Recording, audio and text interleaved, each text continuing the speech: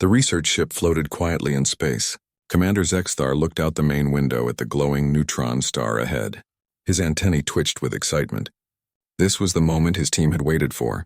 5 years of planning, 3 months of travel, and now they were finally here. The ship was called Horizon's Edge. It belonged to the Galactic Council, a group of peaceful alien races that worked together to explore space and share knowledge. On board were scientists from different worlds. Zexthar and his crew were Velthori, an insect-like race known for being smart and careful. The communications officer, Lysarin, was Draxian. Her people looked like tall reptiles with smooth scales and quick minds. Kelnis, the chief engineer, walked onto the bridge. He carried a datapad and looked worried. Zexthar noticed immediately. In all the years they had worked together, Kelnis rarely showed concern. Something was wrong. The engineer showed Zexthar the readings. There were ships approaching, 3 of them. Large ones. They were not sending identification signals. They were not responding to hails. Zexthar felt his blood run cold. Out here, far from any patrol routes, unexpected visitors usually meant only one thing: pirates. Lysarin tried every frequency, every protocol. The approaching ships stayed silent. They moved with purpose, spreading out to surround the research vessel. Zexthar made the decision quickly. He ordered Lysarin to send a distress signal immediately. Then he told Kelnis to prepare the engines for emergency jump, but they were too slow. The pirate ships moved faster than expected.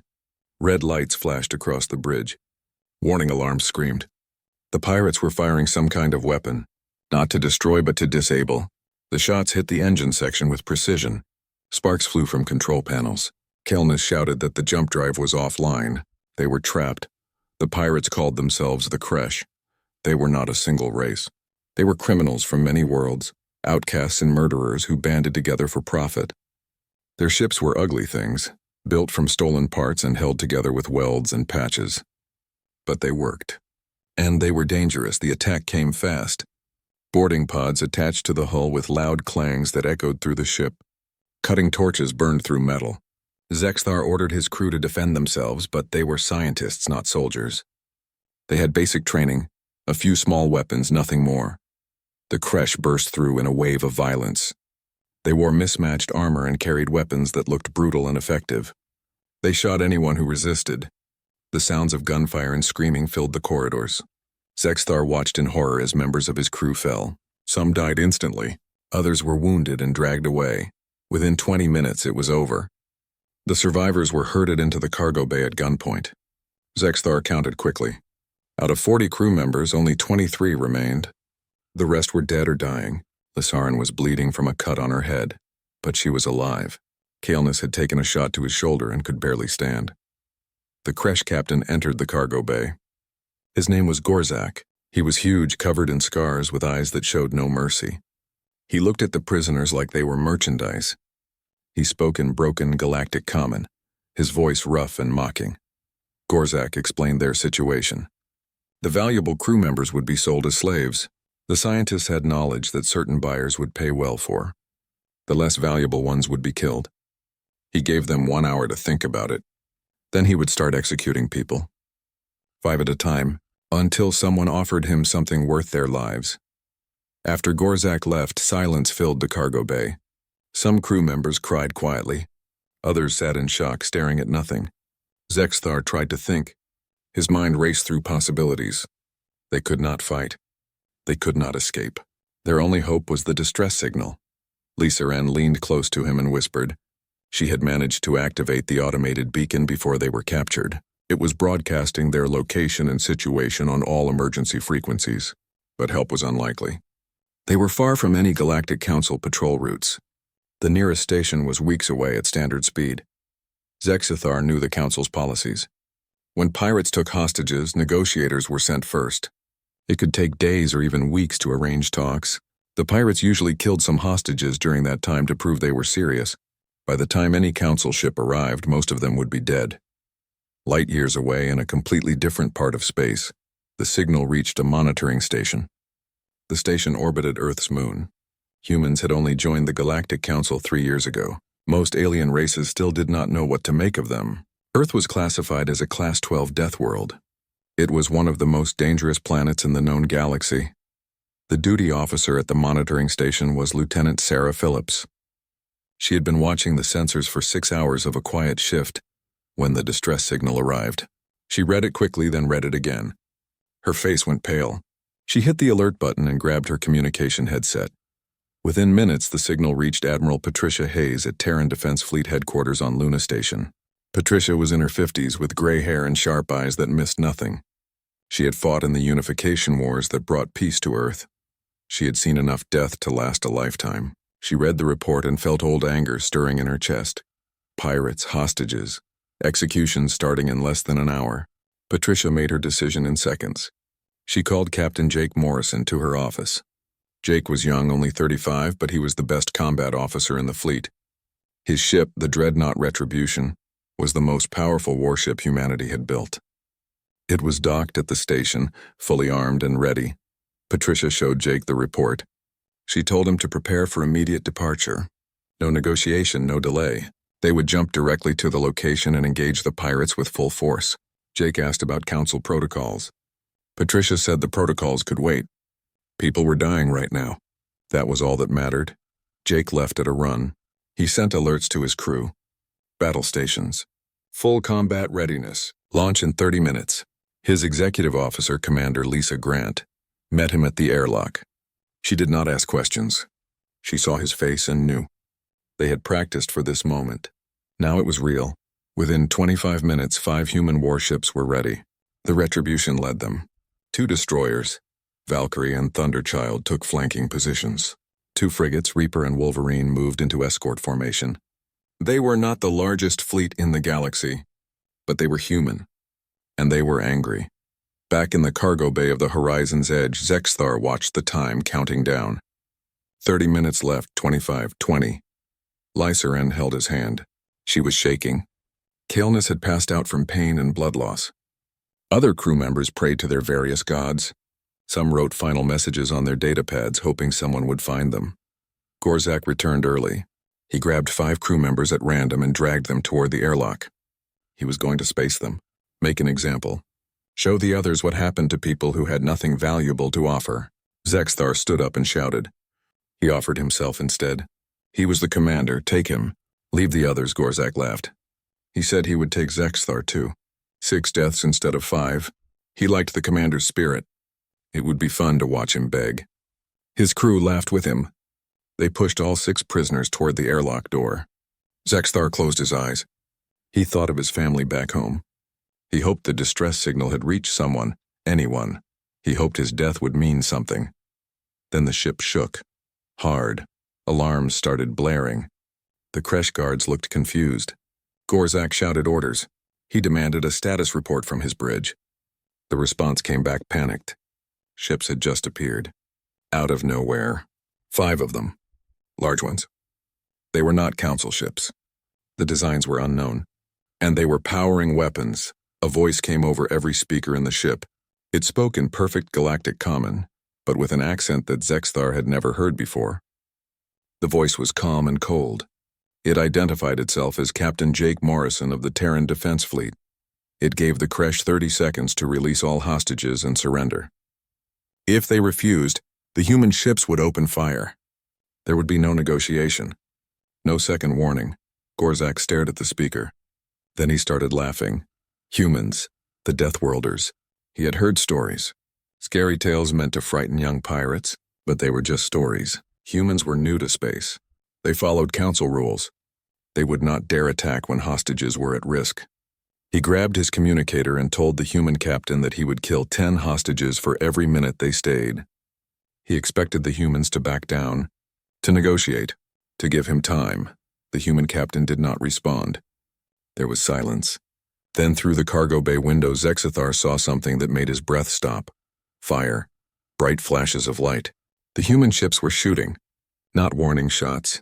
Real weapons fire, aimed at the Kresh vessels. The battle had begun. The human warships appeared from nowhere. One moment, the space around the Horizon's Edge was empty, except for the 3 Kresh vessels. The next moment, 5 massive ships materialized in perfect formation. The precision was impossible by Galactic Council standards. Most species needed hours to calculate a safe jump. Humans did it in minutes and arrived exactly where they wanted. Captain Jake Morrison stood on the bridge of the Retribution. Around him, his crew worked with focused intensity. Every station was manned. Every system showed green. They had drilled for this scenario 100 times. Now it was real. He looked at the tactical display showing the 3 Kresh ships surrounding the damaged research vessel. Commander Lisa Grant stood beside him. She had already analyzed the enemy positions. The Kresh had made a tactical error. They were spread out to prevent the research ship from escaping, but that left them vulnerable to concentrated fire. Lisa had developed the attack plan during the jump. Jake trusted her completely. When she said they could win in under 5 minutes, he believed her. Jake opened the communication channel. He identified himself and gave the Kresh 30 seconds to surrender. He spoke calmly without emotion. There was no anger in his voice. No threats. Just facts. Release the hostages or face destruction. The choice was theirs. The Kresh captain responded with mockery and threats. Jake listened without expression. When Gorzak finished threatening to kill hostages, Jake simply closed the channel. He looked at Lieutenant Kyle Stevens at the weapons station. Kyle was young but steady. He had trained on the Retribution's massive railguns for 2 years. He knew every system, every targeting solution. Jake gave him one word: fire. The railguns fired. They made no sound in the vacuum of space, but everyone on the bridge felt the vibration through the ship's structure. The guns launched tungsten rods at incredible speed. The rods were simple metal, no explosives or energy. They relied purely on kinetic energy. When something moving that fast hit something else, the results were devastating. The first salvo hit the Kresh Heavy Raider. The ship's shields flickered and failed. They were designed to stop energy weapons and slow-moving missiles. They could not stop solid metal moving at such velocity. The tungsten rods punched through the hull like it was paper. Atmosphere vented in great plumes. Internal explosions rippled through the ship as systems failed and reactors went critical. The 2 human destroyers, Valkyrie and Thunderchild, engaged the Kresh carrier. Their missile batteries opened fire simultaneously. Hundreds of missiles launched in a coordinated wave. The Kresh point defense systems tried desperately to intercept them. They destroyed dozens of missiles. But there were too many. The wave overwhelmed their defenses. Missiles slammed into the carrier from every angle. Explosions bloomed across its hull. The shields held for perhaps 10 seconds. Then they collapsed under the sustained assault. More missiles got through. They targeted specific points that Lisa had identified during the approach. Engines, weapons, life support. Within 90 seconds, the carrier was dead in space, venting atmosphere and debris. The captured Council frigate, now under Kresh control, tried to run.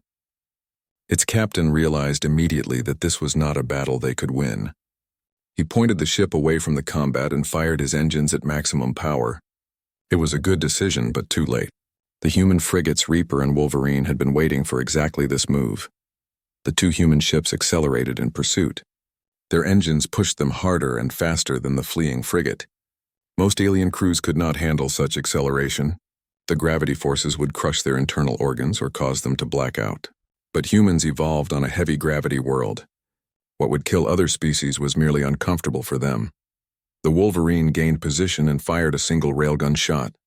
It was a precision strike, calculated to disable without destroying. The tungsten rod hit the fleeing frigate's main engine. The drive section exploded outward. The ship tumbled, dead in space. Its captain immediately broadcast surrender. He wanted to live. The Wolverine acknowledged and held fire. Jake checked his tactical display. 3 minutes and 40 seconds since the first shot. All 3 Kresh ships were neutralized. The Heavy Raider was a drifting wreck with minimal life signs. The carrier was venting atmosphere from a dozen breaches. The frigate was disabled but intact. His fleet had taken 0 casualties. 0 damage. It was exactly as Lisa had predicted. Now came the hard part. The hostages were still aboard the Horizon's Edge with Kresh guards. Those guards were trapped and desperate. Desperate people did stupid things. Jake needed to extract the hostages before the Kresh decided to kill them out of spite or panic. He opened a channel to Major Nicole Carter, commander of the Retribution's Marine contingent. Nicole was in the launch bay with her Marines, already suited up and ready. She had been listening to the battle over the tactical net. She knew what was coming next. Jake told her to launch immediately. Fast insertion. Secure the hostages. Eliminate any Kresh who resisted. She acknowledged and cut the channel. There was nothing more to say. The assault shuttles launched from the Retribution's belly. There were 4 of them, each carrying a squad of Marines in full combat armor. The shuttles were heavily armored and fast. They crossed the distance to the horizon's edge in less than a minute. Point defense weapons stayed silent. The Kresh had nothing left to shoot with. Inside the cargo bay of the research vessel, Zexthar watched the battle through a small window. His mind could barely process what he was seeing. The human ships moved with precision and speed that seemed impossible. They fired with devastating accuracy. The Kresh fleet, which had seemed so powerful and terrifying just minutes ago, was being destroyed with contemptuous ease. Gorzak was screaming orders into his communicator. His ships were not responding. His crew was panicking. Some of the Kresh guards in the cargo bay were backing toward the exits, clearly thinking about running. Others gripped their weapons tighter and looked at the hostages with murder in their eyes. Zexthar realized with horror that they might kill everyone rather than surrender. Then came the sound of metal on metal. Loud clangs echoed through the ship's hull. Something was attaching to the outside. Gorzak stopped screaming and listened. His face went pale under his scars. He knew that sound. Boarding pods. The humans were coming inside. Explosions ripped through the hull in multiple locations. Breaching charges designed to blow through armored doors. Smoke filled the corridors. Alarms blared. The lights flickered and died, replaced by emergency lighting that bathed everything in red. Through the smoke came shapes. Armored figures moving fast and low. The human Marines had arrived. Sergeant Kevin Harper led his squad through the breached airlock. His helmet display showed the ship's layout. Uploaded from Galactic Council records. Green markers indicated probable hostage locations. Red markers showed where resistance was likely. His squad moved in practiced formation, weapons ready, covering each other as they advanced through the corridors. They encountered the first Kresh guard at a junction. The pirate fired wildly with a plasma rifle. The shots hit Kevin's armor and deflected off, leaving scorch marks but no penetration. Human armor was built to take punishment. Kevin returned fire with controlled bursts. 2 shots center mass. The explosive-tipped bullets did their job. The guard went down and stayed down. More Kresh appeared, trying to form a defensive line. They outnumbered the Marines in this corridor 3-1, but numbers meant nothing against training and equipment. The Marines moved like a machine, each covering the others, firing and advancing in perfect coordination. The Kresh fought bravely, but they were criminals, not soldiers. Within 30 seconds, the corridor was clear. Major Nicole Carter led the second squad toward the cargo bay. Intelligence suggested that was where the hostages were being held. As they approached, they could hear shouting from inside. Someone was screaming threats. Nicole recognized the voice patterns. That was the leader, Gorzak. He was cornered and desperate. Nicole signaled her team. They positioned at all 3 entrances to the cargo bay. She counted down with her fingers. 3, 2, 1. Flashbang grenades flew through the doors simultaneously. The explosions were deafening even through her helmet. The grenades were designed to stun and disorient without causing permanent damage. Perfect for hostage situations. The Marines swept into the cargo bay from 3 directions at once. Their helmet displays identified targets instantly. Weapons, body armor, hostile posture. The system highlighted every Kresh guard in red. The hostages showed up in green, clustered together in one corner. Nicole's squad engaged with precision. Every shot was calculated. Every target was verified. No mistakes. Most of the Kresh guards surrendered immediately. They dropped their weapons and put their hands up. A few tried to fight and died quickly. The whole engagement lasted less than 10 seconds. Then there was silence except for the ringing in everyone's ears and the quiet sobbing of some of the hostages. Gorzak had grabbed Commander Zexthar and was holding a plasma pistol to his head. He backed toward a wall using the Velthori as a shield. He shouted demands, a ship, safe passage, guarantees. His voice cracked with desperation. He knew he was finished, but he was not ready to accept it. Nicole raised her sidearm. It was a simple motion. The medical bay of the Retribution was unlike anything Commander Zexthar had ever seen. It was large, clean, and filled with equipment that looked both advanced and intimidating. Human doctors and nurses moved between beds with practiced efficiency. They wore white uniforms with red crosses on their shoulders. The symbol meant nothing to Zexthar, but the care they provided was clear. Dr. Helen Price was treating the most seriously wounded survivors. She was in her 40s with tired eyes and steady hands. She had studied alien biology extensively after Earth joined the Galactic Council. She knew that Velthori had 3 hearts and that Draxian blood coagulated slowly. This knowledge saved lives. Kalenus, the chief engineer who had been shot during the initial attack, was her first priority. Helen worked quickly. The bullet had missed major organs but caused significant bleeding. She cleaned the wound, applied artificial tissue to seal it, and administered medication adapted for Velthori physiology. Kalenus watched her work with amazement. Human medical technology was different from Council standards. More direct, more aggressive. But it was effective. Within an hour, he was stable and resting. Lysarin sat on a medical bed while a nurse cleaned the cut on her head. The nurse was young, maybe 20 years old, with gentle hands and a warm smile. She spoke basic galactic common and asked Lysarin about her homeworld. The conversation was simple and kind. It helped Lysarin stop shaking. She had been terrified during the captivity. Now, surrounded by the humans who had saved her, she felt safe for the first time in hours.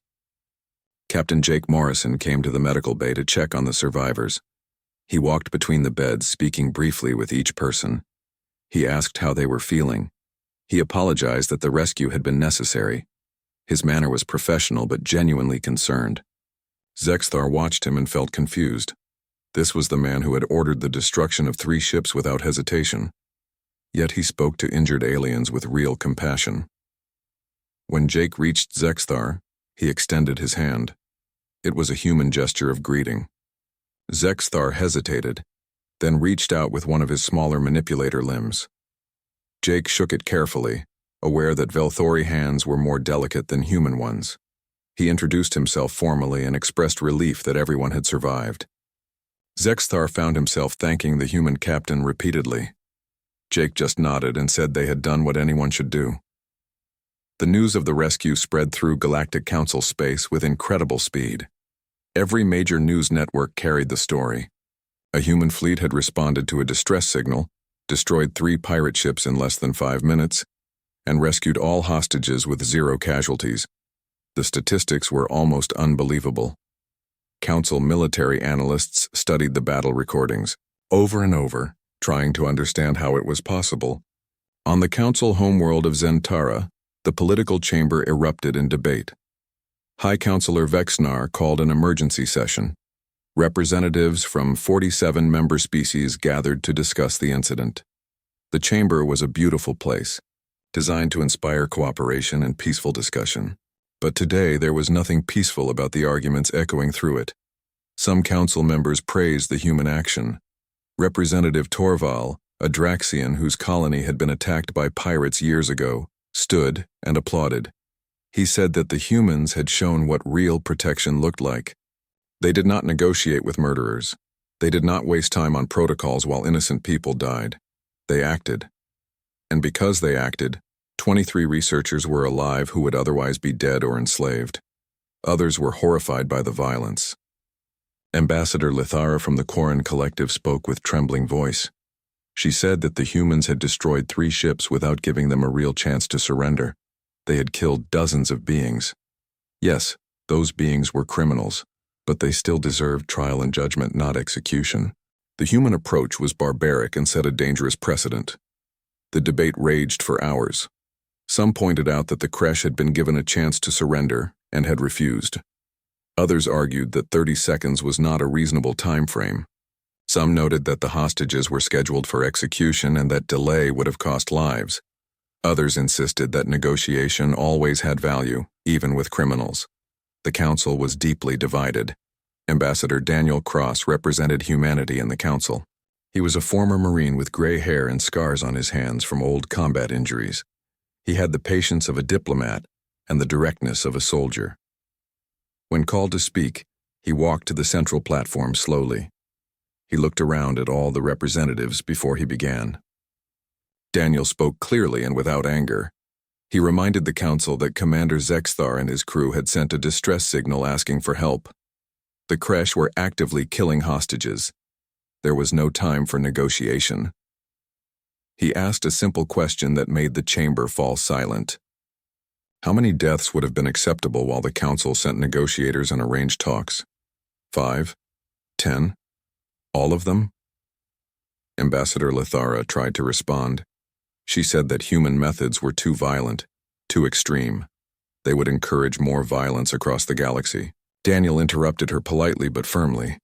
He said that from the human perspective, allowing criminals to kill innocent people with impunity also encouraged violence. The creche had been operating for years. How many others had they killed while the council negotiated? Then Daniel made an announcement that shocked many representatives. Humanity was establishing a rapid response fleet specifically designed to answer distress calls. Any ship in danger could call for human help. The response would be immediate and overwhelming. He invited other council species to contribute ships and personnel. But he was clear about one thing. Human ships would operate under human rules of engagement. They would not negotiate with pirates and murderers. The chamber exploded into argument again. Some species welcomed the idea. Others called it militaristic and dangerous. High Counselor Vexnar banged his staff for order. He said they would vote on a formal response later. First, they needed to hear from the survivors themselves. Commander Zexthar had been brought from the human fleet to testify. It was time to hear his story. Zexthar stood before the council feeling small and tired. His shoulder still hurt despite the human medical treatment. He looked at the assembled representatives and began to speak. He described the attack on his ship, the violence of the creche, the murder of his crew members, the terror of waiting for execution. He did not exaggerate. He simply stated facts. Then he described the arrival of the human fleet, how they appeared with perfect precision, how they gave the creche a clear choice and 30 seconds to decide, how the battle was over in minutes, how the Marines came through the ship like nothing he had ever seen, eliminating threats with ruthless efficiency. He admitted that it had been frightening to watch, but he was alive because of that efficiency. He addressed Ambassador Lithara directly. She had suggested that negotiation would have been better. Zexthar asked her to consider the reality. Gorzak was not interested in negotiation. He was a murderer and a slaver. He had already killed half the crew. He was minutes away from killing more. If the humans had tried to negotiate, Zexthar and everyone in that cargo bay would be dead. That was not an opinion. It was a fact. The council chamber fell silent. Zexthar continued. He said he understood the council's preference for peaceful solutions. He had believed in that approach his entire life. But the creche did not care about peace. They cared about profit and power. The only language they understood was force. The humans understood that. And because they understood, 23 researchers were alive to go home to their families. Lysurin was called to testify next. The young Draxian walked to the platform nervously. She was not used to speaking in front of important people, but she had a story to tell. She described her captivity, the fear, the certainty that she was going to die. Then she described the rescue, the speed of it, the precision, the contradiction of watching the Marines fight and then watching them provide gentle medical care.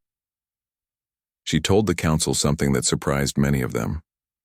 After the rescue, she had been terrified of the humans. They looked like predators. They moved like predators. But then Major Nicole Carter had taken off her helmet and spoken to her. The Major's eyes were kind despite being the eyes of a killer. Lysurin said she had never seen that combination before. The capacity for violence and compassion existing in the same being. She said that humans were not simple. They could not be easily categorized as violent or peaceful. They were both, depending on the situation. They had fought the creche without mercy because the creche deserved no mercy. But they had treated the hostages with incredible care. That was the key. Humans chose how to act based on who they were dealing with. They matched their response to the situation. After the testimonies, the council took a break. Representatives gathered in small groups to discuss what they had heard. Many were thoughtful. Some remained convinced that human methods were wrong. But others were questioning their assumptions. Maybe the peaceful approach had limits. Maybe there were situations where force was not just acceptable but necessary. Back on the Retribution, Jake Morrison met with his senior staff. They were analyzing the battle and the rescue. Commander Lisa Grant pointed out that 3 months after the rescue, Commander Zexithar stood in his small apartment on Velthora Prime and looked at the communication screen. His report had been published. It was called Understanding Earth's Children, and it was creating waves across the Galactic Council. Every major news service had covered it. Every political analyst was discussing it. His colleagues at the Research Institute were divided between those who praised his honesty and those who thought he had gone too far. In the report, Zexthar had analyzed human culture, psychology, and military doctrine. He had used his experience aboard the Retribution to understand what made humans different from other Council species. His conclusion was controversial but carefully supported. Humans were not more violent than other species by nature. They were more willing to use violence when necessary. There was a critical difference. He explained that Earth's environment had shaped humanity in unique ways. They evolved as both predators and prey. They developed tools and cooperation to survive. Their history was filled with wars, yes, but also with determined efforts to build peace. They understood the cost of violence because they had paid that cost repeatedly. That understanding made them careful about when and how they used force. The report was being read everywhere. On the Draxian homeworld, military academies were using it as a textbook. On peaceful Quarren colonies, philosophers were debating its implications. In the council chambers on Zentara, representatives were citing it in speeches. Zexthar had become famous, though he did not particularly want to be. He just wanted people to understand what he had learned. Meanwhile, on Earth, Admiral Patricia Hayes was preparing for a different kind of challenge. The Galactic Council had formally invited humanity to present a proposal for the counter-piracy initiative that Ambassador Daniel Cross had announced. Patricia would lead the human delegation. She had spent weeks preparing, consulting with military strategists, diplomats, and even psychologists who specialized in interspecies relations. The presentation took place in the Grand Assembly Hall on Zentara. The hall could hold 5,000 beings. It was full. Representatives from all 47 council member species attended. Many brought military advisors. The tension in the air was thick. Some species hoped the proposal would be approved. Others were determined to stop it. Patricia stood at the central podium wearing her formal uniform. The blue and silver of the Terran Defense Fleet stood out among the varied colors of council representatives. She looked calm and professional. Inside, she was nervous but determined. She began her presentation with simple facts. Piracy statistics across council space, casualties from attacks, economic losses. The numbers were staggering. She explained that current council policy was reactive rather than proactive. When pirates attacked, the council sent negotiators. This took time. During that time, people died. Ships were destroyed. Cargo was stolen. The pirates knew this pattern. They counted on it. They used hostages as shields because they knew the council valued peaceful resolution above immediate action. Then Patricia presented the human alternative. A joint fleet operating under unified command, rapid response capability to reach any point in council space within hours, clear rules of engagement that prioritized hostage safety above pirate survival, training programs for mixed species crews, shared intelligence networks. The proposal was comprehensive and carefully thought out. She addressed the concerns about human methods directly. She acknowledged that human tactics were aggressive, but she explained that aggression in defense of innocent lives was not the same as aggression for conquest or profit. Humans did not seek to control the galaxy or impose their will on others. They simply refused to let criminals operate with impunity when they had the power to stop them. The questions from council representatives were intense. Ambassador Lithara asked how humanity could guarantee that this fleet would not become a tool of military domination. Patricia responded with proposed oversight mechanisms, a joint council human command structure, regular reports to the full council, independent observers on every major operation, transparency at every level. Representative Torval asked a different question. He wanted to know if the human fleet would respond to attacks on any species, even those who voted against the proposal. Patricia's answer was simple and direct. Yes, if someone sent a distress signal, humans would respond. Politics did not matter when lives were at stake.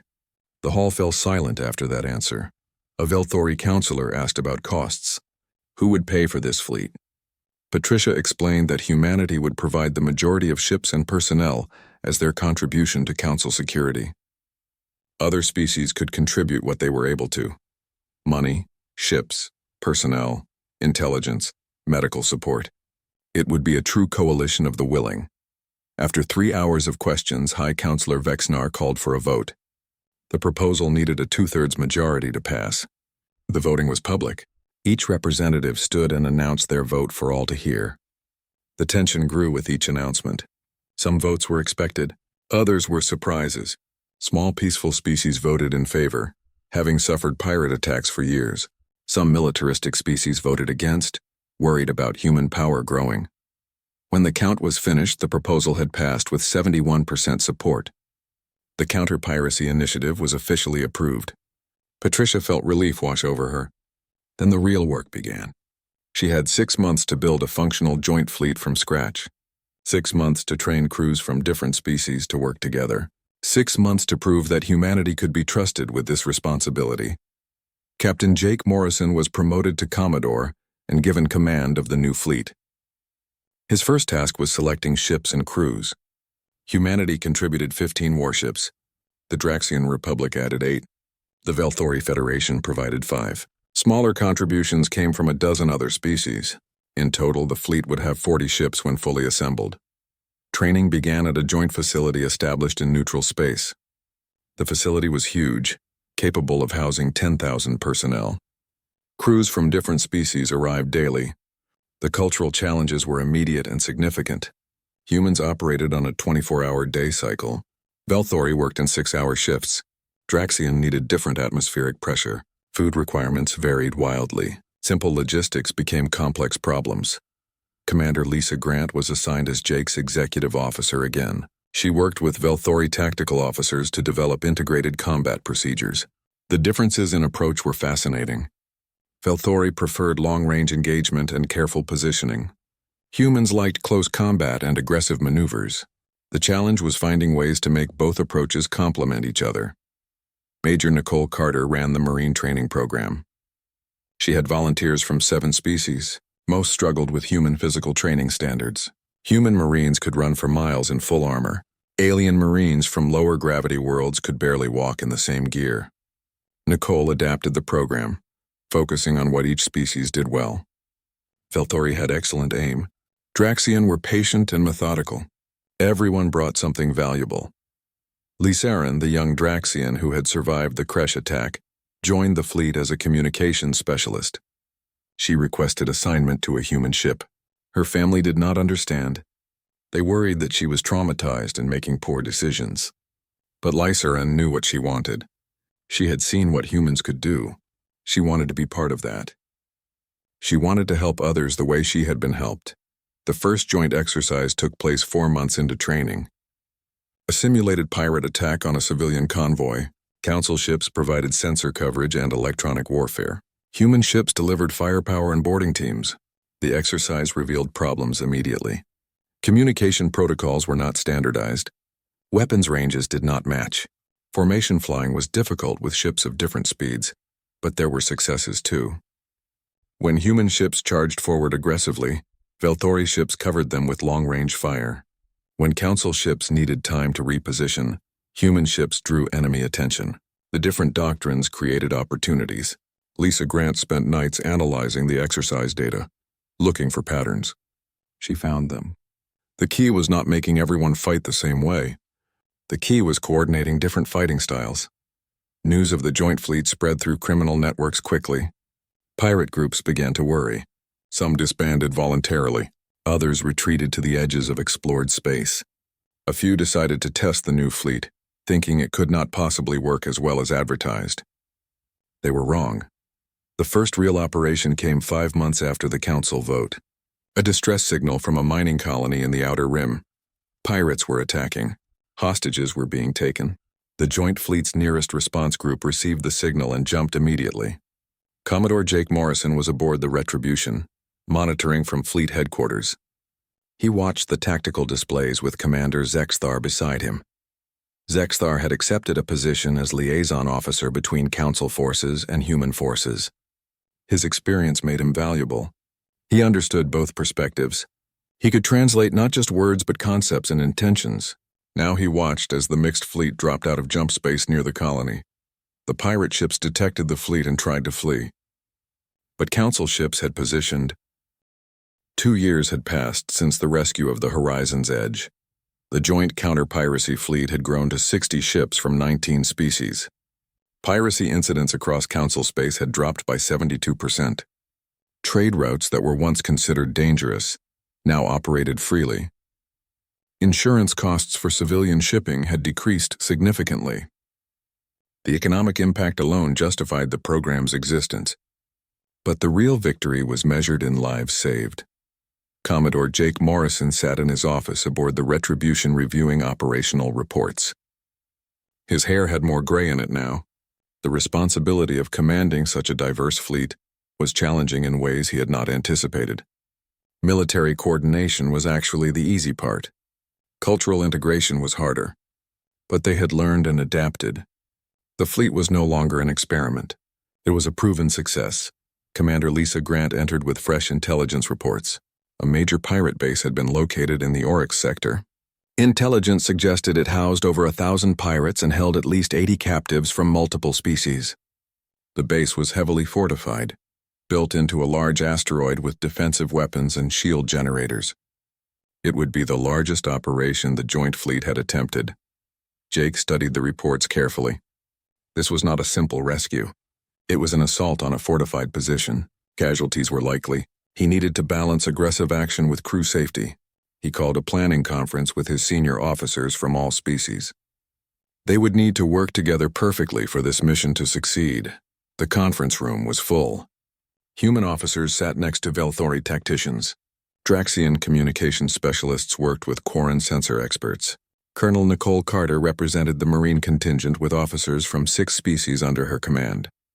Commander Zexthar attended as senior council liaison. The diversity in the room was remarkable. 2 years ago it would have seemed impossible. Lisa presented the tactical situation. The asteroid base had multiple defensive layers, automated weapon platforms in orbit, shield generators protecting the main facility, internal defenses and security systems. The pirates had early warning sensors that would detect any approaching fleet. Surprise would be difficult. She recommended a multi-phase assault using the strengths of different species. Phase 1 would use Velthori long-range ships to destroy the orbital weapons. Their precision targeting could take out the automated platforms without alerting the base. Phase 2 would involve Draxian electronic warfare ships jamming communications while human destroyers moved in close. Phase 3 would be marine insertion using mixed species teams. Phase 4 was extraction and securing of hostages. The Velthori tactical officer, Captain Rixvol, suggested modifications to Phase 1. His ships could handle the orbital defenses, but they would need cover from the base's sensor arrays. A Quarren specialist named Pelnine offered a solution. Her ship could generate false readings that would confuse the pirate sensors long enough for the Velthori to position properly. The collaboration was smooth and professional. Nicole discussed the marine assault with her officers. The asteroid base had multiple entry points but also internal security doors and defensive positions. She proposed using human marines as the breakthrough force while other species handled prisoner control and hostage evacuation. A Draxian marine captain named Velcor suggested adding his teams to the breakthrough. Draxian had better low-light vision. In the confined spaces of an asteroid base, that advantage would be valuable. Jake listened to all the suggestions and made decisions. The plan was approved with minor modifications. They would launch in 48 hours. That gave everyone time to prepare and brief their crews. As the officers filed out, Zexthar stayed behind. He wanted to discuss something with Jake privately. The Velthori commander looked concerned. He said that this operation would result in significant pirate casualties. Many would die in the fighting. He was not questioning the necessity. He just wanted to know that Jake understood the weight of that decision. Taking lives, even criminal lives, was not something to do casually. Jake appreciated the question. He told Zexthar that humans understood the cost of violence very well. Earth's history was full of wars and killing. That history taught them 2 things. First, violence should only be used when necessary. Second, When it was necessary, it should be used decisively to end the situation quickly. The pirates in that base had chosen their path. They held innocent people captive. They would be given a chance to surrender. If they refused, the consequences were on them. The fleet assembled in deep space. 60 ships in perfect formation, human warships with their angular aggressive designs, Velthori vessels that looked like works of art, Draxian cruisers with elegant curves, ships from a dozen other species, each unique. Together they represented something new in galactic history. A true coalition united by purpose rather than conquest. The journey to the Oryx sector took 6 hours. During that time, crews performed final checks. Human Marines loaded their weapons and checked armor seals. Velthori gunners calibrated targeting systems. Draxian communications officers coordinated frequencies. Everyone knew their role. Everyone was ready.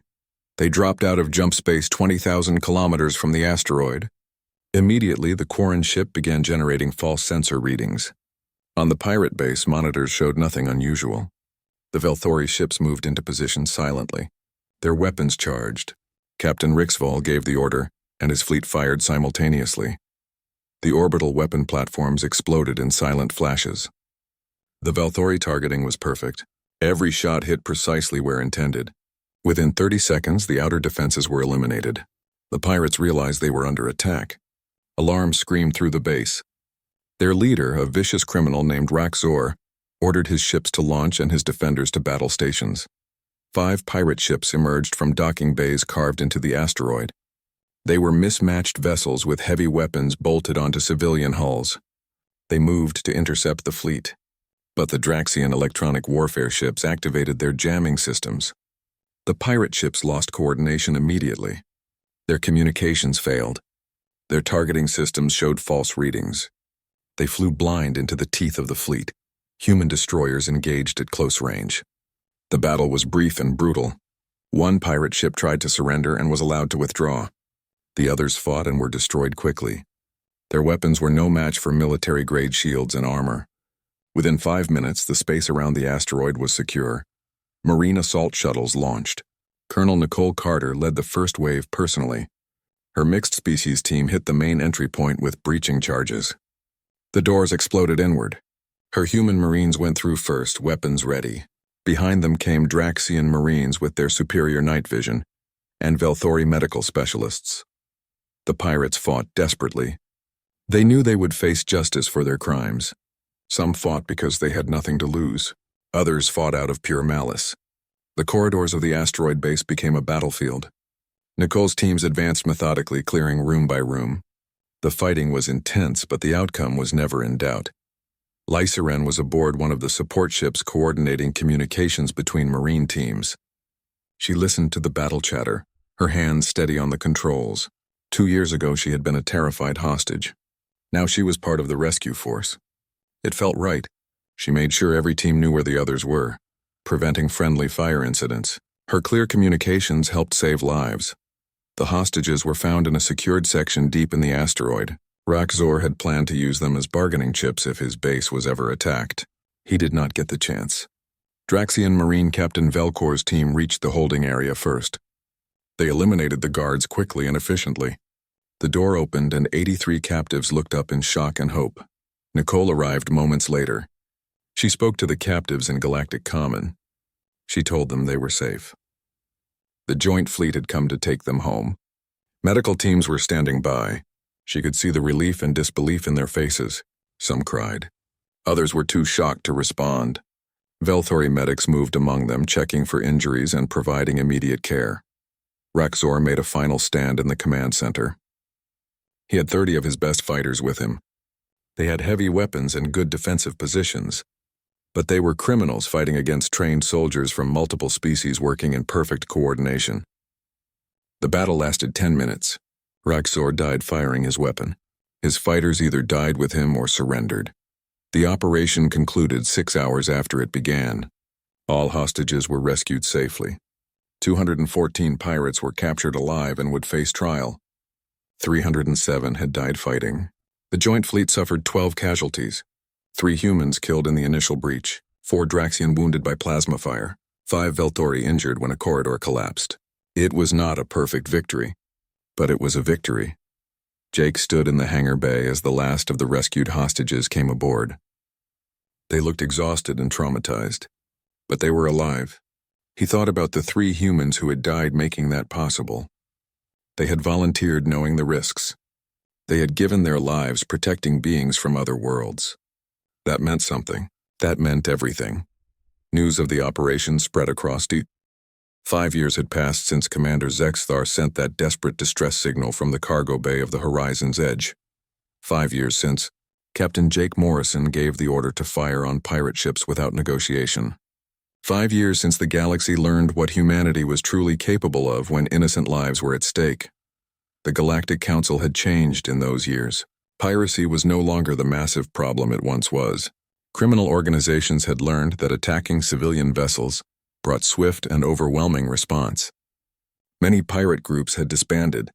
Others fled to the farthest edges of explored space. A few tried to fight and were eliminated. The trade routes were safer than they had been in a century. Admiral Jake Morrison stood in his office on Luna Station looking at Earth through the wide window. He had been promoted twice since those early days. He now commanded all joint military operations between humanity and the Council species. His hair was mostly gray now. The years of responsibility had aged him, but he was proud of what they had built together. The counter-piracy fleet had grown to 90 ships from 26 species. It was no longer just about fighting pirates. It had become a symbol of cooperation between different civilizations. Young officers from across the galaxy competed for positions in the fleet. Serving in the joint force was considered an honor. The best and brightest wanted to be part of something that mattered. Commander Lisa Grant had left active service 2 years ago. She now taught at the Joint Military Academy established on a neutral station near Council space. Her classes on combined arms tactics were legendary. Officers from a dozen species studied her methods. She had written 3 books on interspecies military cooperation. She was considered one of the great strategic minds of the era. Colonel Nicole Carter still commanded Marine operations, though she was being considered for promotion to general. Her mixed-species Marine units were the finest in the galaxy. She had developed training programs that allowed beings from different worlds to fight together effectively. Her methods were studied everywhere. She had proven that species differences could be strengths rather than weaknesses. Commander Zexthar had become the senior liaison between Council civilian government and human military forces. His reports and analyses were required reading for anyone studying interspecies relations. He had written extensively about humanity's integration into galactic civilization. His work had changed how the Council viewed Deathworld species. They were no longer considered dangerous. They were considered valuable. Lisarin had risen to the rank of lieutenant. She commanded the communications section on a Draxian cruiser that served in the joint fleet. She had participated in over 40 rescue operations. She had helped save hundreds of lives. Her family, who had worried about her joining the humans, now spoke of her with pride. She had found her purpose in helping others escape the terror she had once experienced. The political situation had stabilized as well. Ambassador Daniel Cross had retired, but his legacy continued. The Human-Council relationship was strong and growing stronger. Trade between Earth and Council worlds had increased dramatically. Cultural exchanges were common. Human music, art, and literature were popular across the galaxy. Alien culture fascinated Earth's population. The mutual understanding grew year by year. On Zentara, the Galactic Council chambers hosted a special ceremony. It was the 5th anniversary of the Counter-Piracy Initiative. Representatives from all member species attended. High Counselor Vexnar had retired, replaced by a younger Velthori named Kextil. But the tradition of honoring those who served the fleet continued. Admiral Jake Morrison attended the ceremony along with senior officers from multiple species. They stood together as Counselor Kextil spoke about the success of the joint fleet. He mentioned the statistics. Over 3,000 beings rescued from pirates in 5 years. Crime rates down across all Council space. Economic prosperity increased by measurable amounts. But he focused mostly on the lives saved and the families reunited. A memorial was unveiled during the ceremony. It honored all those who had died serving in the fleet. 47 names from 8 species. Each name was inscribed in both Galactic Common and their native language. The memorial was made of stone from Earth, metal from Velthora Prime, and crystal from the Draxian homeworld. It represented the unity they had built. Jake stood before the memorial and felt the weight of those 47 lives. He knew every name. He had written to every family. Some deaths had been in combat, others in accidents. All of them had been in service of protecting innocent people across the galaxy. He believed their sacrifice had meaning. The safer trade routes and peaceful colonies were their legacy. After the ceremony, Jake met privately with Commander Zexithar. The Velthori looked older too. His antennae had lost some of their color, but his eyes were still sharp and intelligent. They sat in a quiet room overlooking the council gardens. They talked about the past 5 years and what they had accomplished together. Zexthar admitted that when he first met humans, he had been frightened. They were so different from what he knew, so aggressive, so willing to use violence, but he had learned that aggression was not the same as cruelty. Humans used force against those who deserved it, and showed compassion to those who needed it. That balance was what made them effective defenders. Jake told Zexithar that humans had learned from council species too. They had learned patience from the Velthori. They had learned careful communication from the Draxian. They had learned to appreciate different perspectives and methods. The Joint Fleet was not just humans teaching others. It was everyone learning from everyone. That mutual education had made them all better. On Earth, young people grew up knowing that humanity was part of something larger. The Galactic Council was no longer a distant concept. It was reality. Earth's children learned alien languages in school. They studied the history and culture of dozens of species. They looked at the stars and saw not just distant lights but homes to friends and allies. Sarah Phillips, who had been the duty officer when the first distress signal arrived, was now a captain commanding her own ship. She often thought about that night 5 years ago. How she had almost ignored the signal as routine. How close she had come to missing it entirely. But she had paid attention. She had acted quickly. And because of that, everything had changed. Helen Price, the doctor who had treated the rescued crew of the Horizon's Edge, now ran a medical training program for the Joint Fleet. She taught alien doctors about human medicine and learned about their techniques. The exchange of medical knowledge had saved countless lives. Species that once kept their medical secrets now shared freely. Cooperation in medicine had become as important as cooperation in military matters. Across the galaxy, children who had been born after the rescue grew up in a safer, more connected universe. They did not remember when piracy was a constant threat. They did not remember when humans were viewed with suspicion and fear. To them, the Joint Fleet was normal. Cooperation between species was expected. The galaxy was simply home to many different peoples working together. But the older generation remembered. They remembered the fear. They remembered when sending a distress signal meant hoping someone might eventually respond. They remembered when pirates operated with near impunity. And they remembered the moment everything changed. When human warships crossed the stars in response to a cry for help. When the Deathworlders showed the galaxy what they truly were. Jake Morrison retired from active service on his 50th birthday. He had served humanity in the Council for nearly 30 years. At his retirement ceremony, representatives from 19 species attended. They gave speeches praising his service. They presented gifts from their worlds. But the moment that meant the most came at the end. A group of civilians approached the stage. They were survivors, people who had been rescued by the Joint Fleet over the years. They came from different worlds and spoke different languages. But they all had the same message. Thank you. Thank you for coming when we called. Thank you for risking your lives to save ours. Thank you for showing us that we were not alone in the darkness. Among them was Commander Zexthar, no longer in uniform, but still dignified. He spoke for all of them. He said that 5 years ago humanity had been new to the Council, unknown, feared by some. But they had proven themselves through their actions. They had crossed the stars not to conquer but to protect, not to dominate but to serve. That was the measure of true strength. Jake looked out at the faces before him. Human and alien, young and old, military and civilian.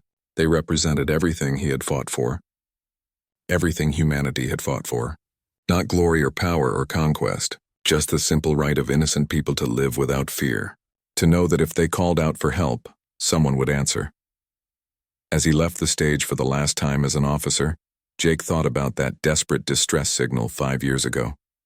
A simple message broadcast into the void, a plea for help from beings humanity had never met. Most species would have calculated the risks and moved slowly. But humans had done what they always did when faced with injustice. They had acted. That single decision to respond immediately without hesitation or negotiation had changed galactic civilization. It had proven that humanity could be trusted with power,